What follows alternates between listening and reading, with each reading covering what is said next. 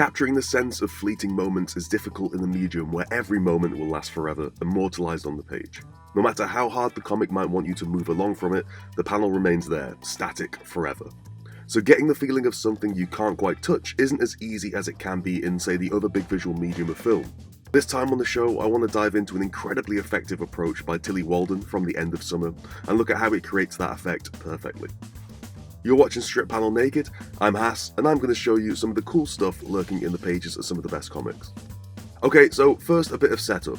This is the page before the thing I really want to show you, but it's also a really great setup and actually does give you a little touch of the effect I was talking about in the intro too.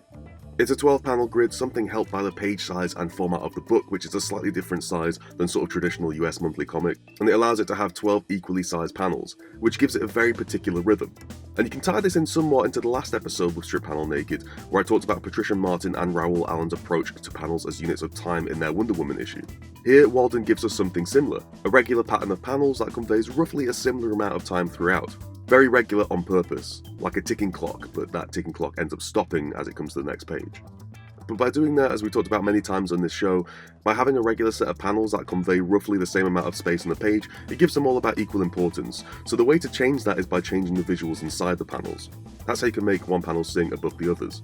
Which leads into the next point, which is about how the world is conveyed within those panels. Because each tier on the page is essentially its own set of storytelling units, they're kind of doing their own thing across those three panels that they have in each tier. The first tier is the one that breaks it a little bit by having establishing shots of location. So you've got the steam rising, Hector walking over to Lars, who's the sick boy having a bath in this warm spa in this sort of huge mansion. It establishes the key identifiers we need for everything else, and it also kicks off the conversation that plays out throughout the rest of the page. It's beautifully done in just 3 panels. So then everything else on those 3 tiers below it contain the same imagery. The next 2 tiers have essentially the same shot repeated on each tier. The camera, if there was one, would be sort of like on a static tripod that remains stuck, only cutting as it switches to the row below it. It establishes a language very, very quickly on the page, an expectation of how everything here will play out. And it takes away importance from a single panel for each tier. Each thing just shows a moment happening. And so it's able to break that on the final tier. So if you look at the final panel of the page, it's the first in this setup which breaks with tradition and changes the angle of the frame, suddenly looking down at Lars unable to breathe properly underwater. So we're kind of looking over the top of him rather than on his eye level as the previous 2 panels have shown.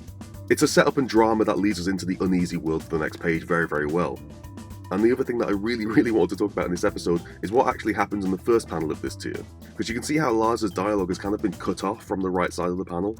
It's not in the traditional comics way where you'd add 2 dashes to the end of a word to indicate it's stopping, but by the panel itself kind of like ending the moment, cutting it off. It's almost as though as we read left to right, the panels kind of move with us, the next panel cutting off the previous moment. If the left edge of a panel is the beginning of time, and the right edge of a panel is the end of time, it's kind of moving quicker than Lars can speak. So here it indicates we're losing something, Lars can't get his words out before the moment disappears. And it's a great little trick that immediately conveys something to an audience. But it's the next page that is particularly special, I think. It takes that idea of using dialogue that gets lost behind panel borders and extends it out across a whole sequence across the whole page. In filmmaking, there's a kind of documentary approach that you'll see in dramas, where the camera work is designed to look like sort of spur of the moment, being captured on the fly. As such, there are times when the camera might fall out of focus, or it might not quite capture the moment perfectly on screen. Think of the latter Bourne films or Friday Night Lights as an example. Walden captures that approach perfectly here in comics, which is not as easy as it sounds. Okay, so the way she does that is by imagining the panels essentially to be windows into the world. For example, the way that is shot in cinema is only capturing a fragment of the real world that exists in front of the camera. So Walden essentially acts as though there is a world beyond each of these panels, and she essentially just offsets them a little from the really important information. If you look at the second panel, for example, the body of Hector is not framed perfectly. It's been cut off from the panel borders. He's not fully rendered either, instead silhouetted, like we don't quite capture him as a whole, and his dialogue is cut off by the panel border. When taken individually, this can feel almost like a quick snapshot, like you've just kind of flicked a camera up and taken a photo without quite framing it perfectly. Because we don't quite hear him, we don't quite see him, we just get the effect. And when taken within the context of the page, it's an incredibly effective way of creating a sensation of hurried panic. And the rest of the page does much more of that too. So here, for example, he's upstairs, cut off again, and constantly balloons are cut off, placed awkwardly, and scenes aren't quite fully rendered out. For example, the fifth panel, it's as though the arms here dissolve into nothingness. The bodies that they attach to don't really exist, we can't quite get a grip on the humans that own them, it's just ideas and scenes and moments. Everything is fleeting and unfinished. And it's built upon by the use of close-ups, which are a natural way of disorientating in that they stop you from being able to get a full understanding of where you are and the scene happening around you. You essentially have to ask a lot more questions when just given close-up. You have to decipher and decode quite what is actually happening in the scene. Whose hand is that, what they're doing, etc, etc. It's working towards the opposite of clarity, which is exactly what happens when you are in that kind of hurried, frenzied panic. And the last thing that helps do that is a sudden change of regularity in pacing. We've gone from this very, very regular 12-panel grid, where often the same image is repeated through a tier, but now it's new visuals constantly, and the panel sizes no longer conform to the same standard. Granted, they are on tiers, but now the panels are thinner or they're wider, and in some cases they don't even have panel borders at all. So you can see how the effect comes from needing a way to convey an idea visually. The page has its storytelling function in getting Lars to medical help, showing that he's ill, that he's dangerously fading in and out of consciousness. But the page also has an emotional storytelling aim, which is just as important, and it's to give the reader a feeling of helplessness and confusion, of panic. The choices are very, very clear on the page, by using close-ups, cut-off imagery and cut-off lettering, a change of panel sizes and rhythm to upset the established beats of the comic. I talked about this on the Patreon for the extra article for the Wonder Woman episode last time, which was that each of those ideas are single techniques. They each kind of do their own thing, right? The cut-off balloons do a thing, the close-ups do another thing.